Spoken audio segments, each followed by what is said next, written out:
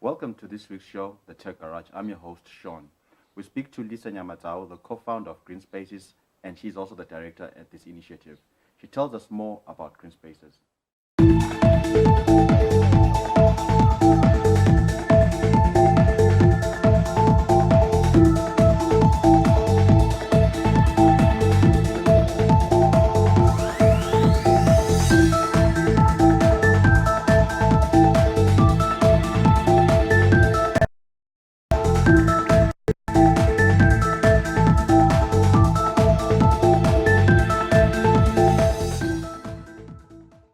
Lisa, welcome. Thank you. Thank you very much. Please tell us, who is or what is Green Spaces? Okay, so Green Spaces is an initiative that I started with a group of friends of mine. So what space and sustainable. So a brief background of myself is I'm an urban planner by profession. So I have that passion with regards to city development, with regards to outdoor space management, to creative placemaking. So I started this initiative to ensure that we provide a platform whereby we talk of issues, sustainability issues, we talk of technology, and we also talk of how we can become sustainable within that space. So we do quite a number of projects, and currently the first one that we're running with is the solar charging station, where we're saying want to put solar charging stations for outdoor spaces so people can charge their phones and laptops and enjoy the outdoor space. So, yes. Okay. So why is tech important when it comes to city urban planning? Okay, as we look at the world in general, I mean, the social fabric is changing. I mean, technology is coming to take over the world. So even within the city planning domain, technology is also coming to change the world. And how will it change? It will make systems more efficient. It will make sure that we enjoy the urban area more. Like when we look at it right now, a lot of young people are using mobile phones. A lot of people have access to the internet, and they want to be connected all the time. So how do we leverage on that? We use that, and we use that connectivity. We use technology to ensure that we increase efficiency in a lot of things like waste management. Technology can also be used in city planning and efficiency within transport systems. When you look in other developed countries, they have really managed to take advantage of technology within their transport systems, for example. So everything is connected: the trains, the airplanes, the robots. We call them traffic lights, but here we call them robots. Everything is interconnected. So that means that there's more efficiency. There's no room for human error. Everything is connected. So that's how technology then comes in and addresses those issues. And also from a planning background, technology has come and changed the way we plan and also the way we predict futures. When we look at big data has been an important tool that has been used to predict how cities are going to grow, how many people are going to be in a city. So this helps us to plan, for example, water resources. This helps us to plan, should we expand our water infrastructure? Should we expand our road infrastructure? Because we already predict from technology. So I believe that technology is coming to really address much of the problems that we have, to come and improve how we're doing business, as well as also give us, just that good urban feel that we all desire to have. Okay, interesting. So what challenges do you feel affect the tech industry when it comes to urban planning in Zimbabwe? Well, because Zimbabwe is in Africa, there are so many problems. The first one is internet. When you look at Africa, only 30% of Africans are connected to the internet. And of the 30%, not everyone is connected 24 hours a day, you see. So it goes down to issues of connectivity. We do not have internet. Secondly, it's very expensive to connect to the internet, and also to use that internet, for example, to use Wi-Fi to connect cars, or to use Wi-Fi to connect trains. That's a lot of internet. It's a lot of bandwidth that's required. And when we look at developed countries, they are doing very well because some of them are moving into 5G, and 4G is already there. So it's very easy, and everything is seamless. But when we look into Zimbabwe, we're still using even 3G is not everyone has 3G. Some are still using 2G, and because of that, it really affects everything, right? And the other thing is digital literacy. when we started, when I started doing my degree, we were not really doing a lot of like tech. We're not including tech within our educational system. But when you go out there, there's a lot of tech within the workplace. However, the people that are working there do not have the skills to use that technology. So we have a skill gap. There are not a lot of people that are not skilled with the current tech trends, like using GIS, using design tools. Why? Because our education system is not equipped us to do that. So that's also another challenge within that we have in Zimbabwe. So if people are not digital literate, it is very difficult for you then to say, use this technology. It goes to the people who create the policies, the people who work within the urban planning sphere, as well as the people that are going to use the technology, which is my mother, my father, my grandmother in the rural areas. Are they able to use that technology? If we're going to introduce a system of payment, maybe that's, very, very complicated. How would my grandmother use it when she comes to the city or there within the rural areas? So that's also another thing that we should look into. So it's an issue of internet access, digital literacy, as well as the education system that has caused a lot of problems within adopting technology in urban spaces. Another thing I think is basically fear. People fear technology. When they just see something that's technical, they already run away from it without really opening up and saying, how do I learn from this? So I think those are some of the challenges that we have. And also, there isn't much support from the government with regards to the use of technology as central in our everyday life. You see, there are no policies, there are no laws to govern most of that.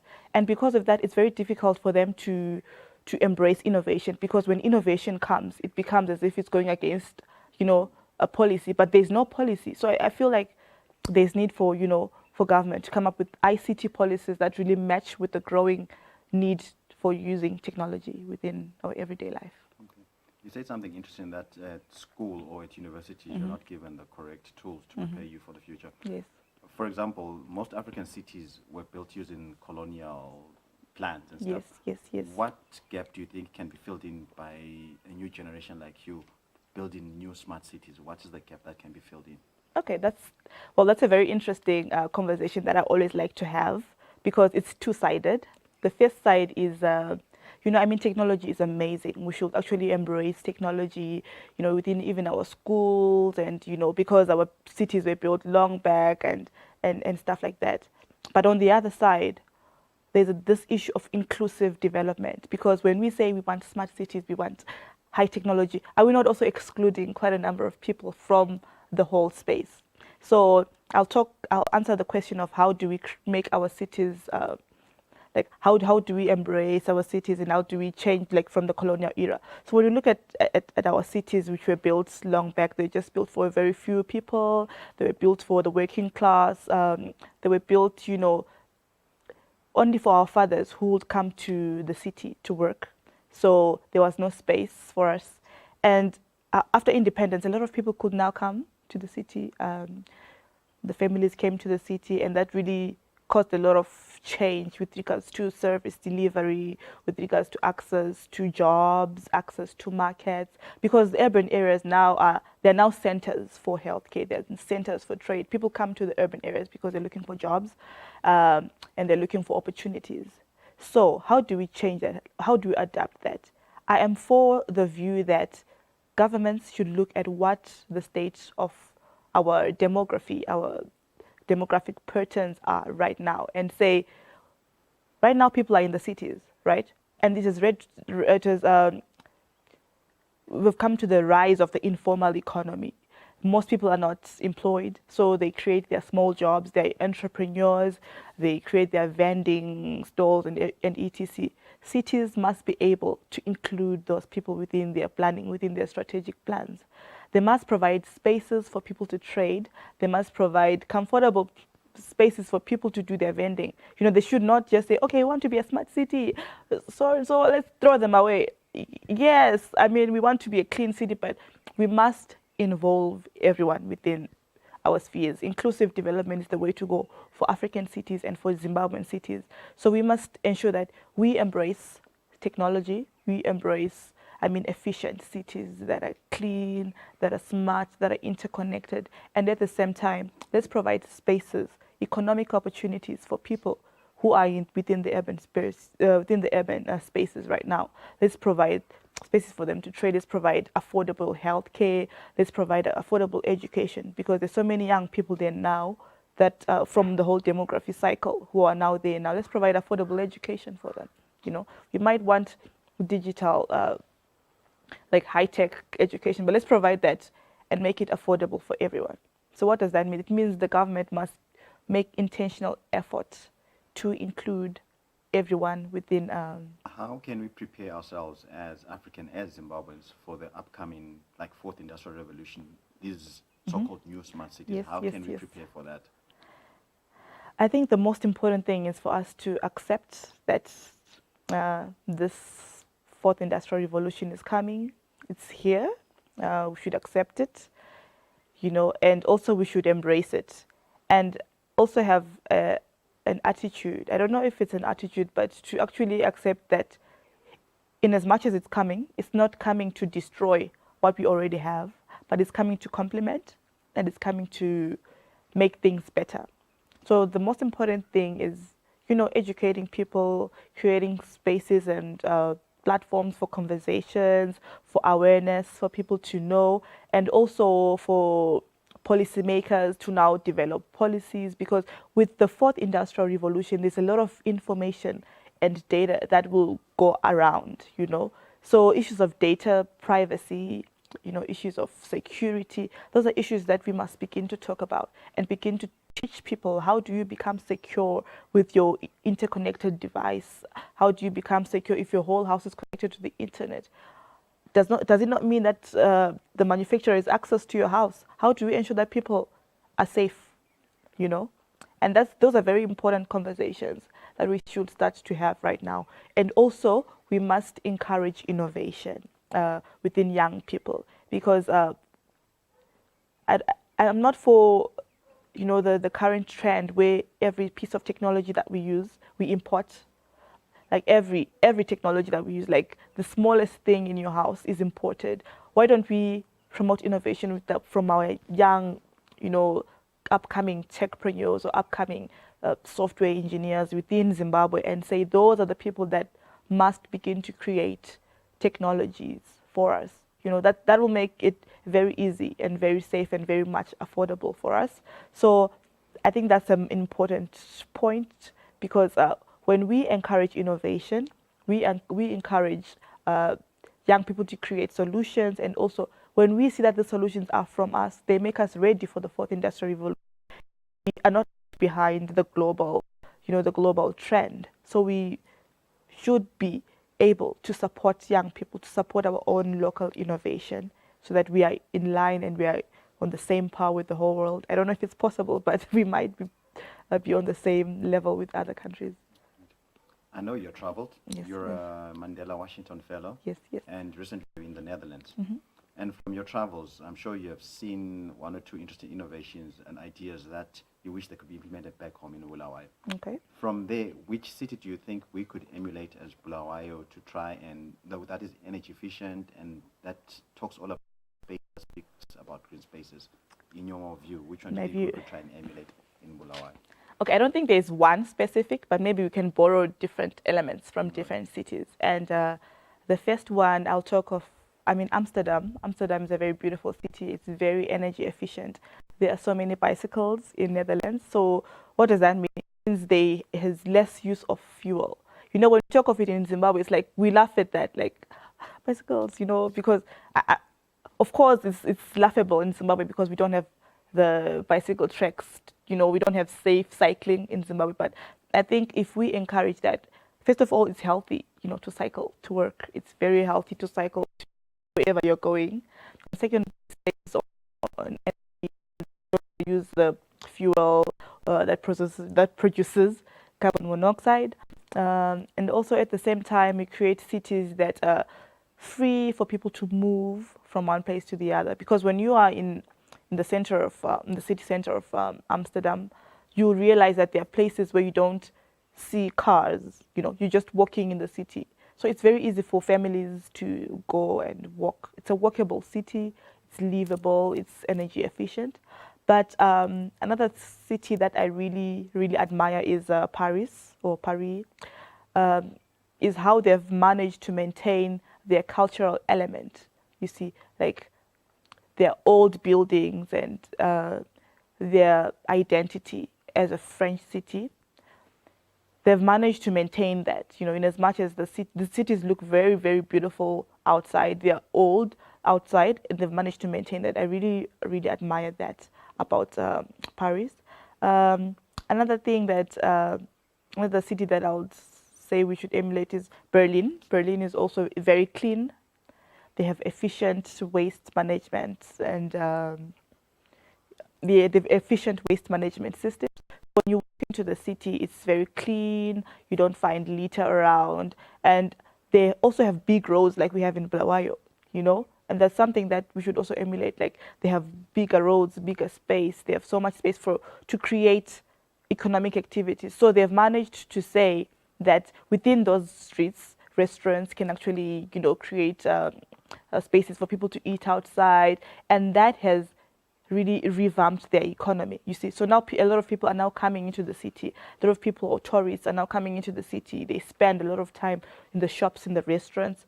It's also the same as you mentioned about the Mandela Washington Fellowship. So I worked in Covington, which is in Kentucky, and there was a city across the river called Cincinnati, and they had a street called Over the Rhine.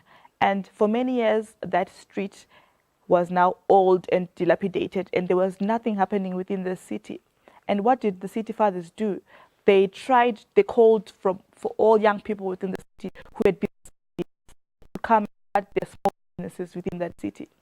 And young people came and they started businesses, and restaurants were open, places of entertainment were open, and quite a number of activities. So when you go there right now, the place that people were scared to go to because it was now like a ghost street. Now there's a lot of vibrancy, a lot of restaurants have opened, a lot of shops have opened. So young people come with a small idea or their small product, and they're given a space to work within their street. So that street has really caused a lot of people to come into the city, causing a rise in the local economic activities and ultimately an improvement within the GDP of that state or that city. So I think those are some of the lessons, or that's some of the key things that I really like about that city and other cities across the world. Yeah.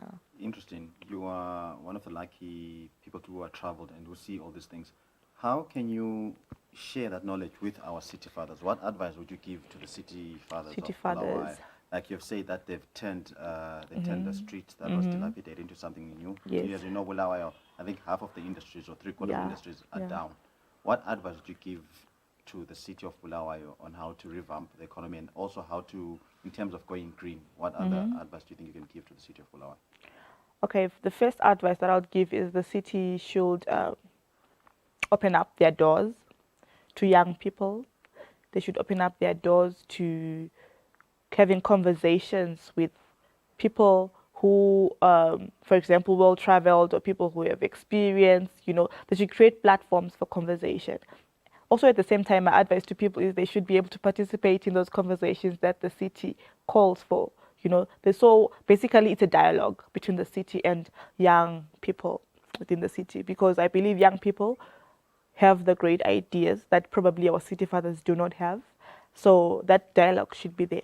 And second of all, I would definitely advise the city to, I know that we are Ndlovu Tunga and it's our pride, but when we look at how the economy is right now, it's not promoting, industrial activity. So what do? We cannot just sit and say we want our industries, they're closed. What then? Let's look for other sources, like other economic activities that we might do in Bulawayo.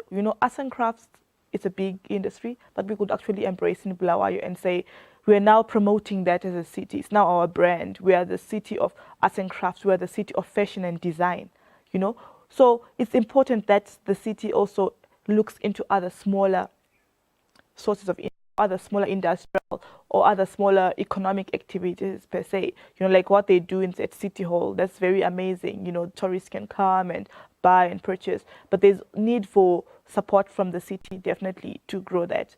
And also let's create, creative placemaking is very important in promoting industrial activities within the city. Let's make it easy for young people to open businesses and actually run their businesses within the city. So if I come with my idea of, this fancy restaurant in this place, it shouldn't take me 2 years to get a permit done, permit approved by the city. The bureaucracy must be stopped. The long processes that it takes to start something and get it running. We already have problems with money. Then another problem with bureaucracy, that's very difficult. That make it very, very difficult for economic activities to actually function in Bulawayo. And also, I really love the Bulawayo Fest, spirit of saying young people from Bulawayo must be given opportunities. They must be given opportunities first when they come with business ideas, no matter how small. Because at times we then compare ourselves with big businesses that we started 10 years ago. But I might come and say, I want to start my small restaurant, that sells vegetarian food or vegan food. You might think that, oh, she's young, what does she know? But it's good to encourage those young people. That's how developed countries have made it. They've supported young people to come up with ideas and promote their ideas. And also another thing with regards to sustainability, the city must, I'm very passionate about outdoor space. I mean, the whole green spaces, when I started green spaces, it was about outdoor space, because I believe that outdoor spaces shape a city. It's not just the buildings that shape a city, but it's the spaces in between those buildings. It's the parks, it's the playgrounds, it's the places where children walk, it's the places where we walk, where we access entertainment, like festivals, etc. I believe that the city should also put that as a priority, especially our parks. When I grew up, I used to play in the park with my friends. I mean, most of us. I don't know about summer 2000, but some of us, when we grew up, we used to play in the park. We used to go, and my mother would not worry if I was at a park. She'd know that, oh, she's at a park, she's playing. I'll play with my friends. But when you look at the state of public parks now, it has become places of crime, pollution. I can't even go to Centenary Park right now because the lawn is not maintained. There's nothing there, really nothing. So the city must prioritize those, because that is where parks act. They have a very important role within cities. They also act as carbon sinks, especially to mitigate climate change. So when we talk about climate change, cities will act as places where the green, where we get our oxygen from. You see, so parks within our high density suburbs, parks within the city center, centenary parks, and all over the town must be maintained, and something must be done with regards to that as we move towards sustainability. Great. And you've mentioned something interesting. You're an entrepreneur. You had an idea. You ran with it. What challenges did you come across, have you faced trying to implement your plan, and what is your input, or what you want the government or the authorities to do to make it easier for someone else following you trying to come up with an idea? Okay, it's very difficult in Zimbabwe. It's very, very difficult, especially if your idea is intersecting within government, or it's intersecting within local authorities. It's very, very difficult. I myself had challenges with just getting a permit to develop something. It was very, very hard. The bureaucracy was too much, like I mentioned. It's a very long process. It's tiring and exhausting. And because of that, it discourages young people, The spaces where we go have not become friendly to young people, or to young people coming up with a new technology. They're not really friendly, like I mentioned earlier, that there are no policies or laws to govern the new technologies that come. So when you go there, they're going to tell you that there's no policy for this, so we must go to parliament and enact that. I mean, how many years must I wait? What if I saved my money to start my business and I have to wait 2 years, I'm just going to spend it. I'm not going to save it for that business. So those are the challenges that I faced, which are bureaucracy. And also other challenges were definitely the obvious, which is financing to start your business. It's very difficult to get funding, to get people to support your idea. When you're an entrepreneur, it's a very lonely road because you are surrounded by people who probably do not believe in you, or people who think, why are you taking this route? Why don't you just go get a job? People are going to tell you that why are you doing this? Why do you want to change the world? Do you think you're going to change the world? But what's important is just to be strong, to keep on pushing, because it will take years. What people don't talk about, when they're now very successful, is that it took them even more than 5 years for something to really start making profit, or it took them more than, I was reading Steve Jobs' book yesterday, and the amount of time it took for the MacBook to really break the ground, it was more than 20 years, but now we use it. We think he just created the MacBook and tomorrow it was a sensation. It wasn't. And that is the same as the journey of entrepreneurship and the journey that I've been through. It hasn't been very easy. It hasn't been very smooth. So when someone wants to come into the entrepreneurship, they should know that. They should know that it's not easy, and they should have a thick skin. They should be able to be strong and also take care of themselves. Issues of mental health are very important when starting a business or starting a new initiative. How do you take care of yourself because you're going to face rejection, you're going to face, lack of support, maybe from your family, or lack of financing. You don't know where to get the money. You sell your car, you sell your home, if you have a house or whatever property you have, and still the business might fail. So it's very important for you to, just have a support system. And I think that's pretty much that. Okay. The field you have chosen for a woman to take it up is quite rare. And when it comes to tech, from the people I've interviewed, there are very few women when it comes to tech and in such industries.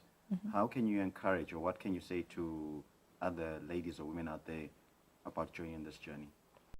Okay, that's a very interesting thing, because every time I go to conferences, I'm usually like the two women in the room, or maybe it's a renewable energy, conference, because I also write research on energy policy. So, when you go to those conferences, you're the only woman, or there are just two women in the room. And for me, it has become, it's something that I was like, why is this so? And of course, a lot of women are discouraged when they come into the space of technology, because there's no support for women tech entrepreneurs, because people do not believe in them generally. I think it's a perception. So you find that when I have my idea and you have the exact same idea as a man, you are most likely to get investment than I am, because they will say, oh, will she be able to manage this? It's technology, it's a man's world. But what I would encourage women is just do it. It's hard, but just do it. Just go out there and, you might be in a room filled with men, but that's the time that you should now raise your voice. And, you never know who's watching. Maybe you're encouraging some high school student in the same field to actually be encouraged by the work that you're doing. So for me, I've just made sure that I perfect myself. I don't want to be undermined because I'm a woman. And I don't want to get special favors because I'm a woman. So what do? I make sure that I'm good at what I'm doing. I make sure that I'm good, be it if I just make sure that I'm good, I want to be viewed at the same level, or to be judged at the same level. So I make sure that everything that I do and make sure that it's very efficient and it's to my best ability. Yeah. And then on a lighter note, can you give us a glimpse, if you were to design or redesign Bulawayo, or reimagine Bulawayo, as they say, how will you design Bulawayo? What pillars would you put that this is your signature of an energy efficient city that you've designed? Okay, that's a very interesting one. Okay. First of all, I'm a tech person, and also I love sustainability, green. So I'll make sure that it's an interconnected city. interconnected in the sense that we'll have high-speed internet, we'll have interconnected transport systems, so we have interconnected rail systems and buses, so people don't need to drive to work. You know, it should be easy for someone to just, from Cowdrey Park, to get into the train. In 10 minutes, they're already within the town. If they're in town, they should be able to move within a tram. You know, they get into their tram and they move to the next place. Everything should be interconnected in that regard. Another thing that I'm very fascinated about, like I was mentioning, is public parks. I'll ensure that every neighborhood has their own nice little place where the community comes and, you know, meets every weekend, or, you know, if there are holidays, they have their events, their small events. You know, that encourages community development, that encourages, you know, neighborhood development. When people come and have a space where they actually meet and talk and relax during the weekends, I'll definitely encourage that. Another thing that I'll encourage is local economic activities that make our city vibrant. You know, I'm someone who would say, okay, in Bulawayo, let's have street festivals. You know, let's have that's love for our city every weekend. Let's just go out there. Let's, you know, people should come and sell their food. People sell whatever they're selling. I mean, we already have our Saturday market, but why don't we expand it and make it attract a diverse, you know, diverse products? Because right now it's just clothes. You know, I would encourage other sources, you know, like food. You know, maybe I'm a foodie, I don't know, but people should come and sell different types of food and, you know, come every weekend and just have fun within our city. I think that's also something that I'll encourage. And what I love about the city of Bulawayo is we have good service provision, like water. Of course, right now we have challenges, but we never really had challenges with water. So that also would be improved, and waste management. I'll definitely encourage people to separate waste. That would promote recycling. You know, plastic, glass, and organic, and you know, paper must be separated. And that will also produce other products from the recycled material. You know, I mean, Bulawayo has a lot of fashion designers. How do we create fashion from that recycled material? You know, it's a whole cycle that we must also embrace, or must also, that I would, okay, I'm talking about my city now, that I would encourage in my city, you know, recycling, creating other interesting, you know, I'm all for interesting and innovative things, you know, things that are outside the box. We shouldn't just be boring and say, okay, blah, blah, you know, let's create crazy things that will have, you know, an impact even within the global, you know how some cities have made it is they think outside the box, they think of a crazy idea and they actually do it, you know. That is what I'll do in my city and say, young people, come here, what are we thinking? You know, if you want to draw a big mural of I love Bulawayo and people take pictures every day, like that's amazing. You know, in my city, I would say, young people, come, give us ideas, and how can we make our city exciting?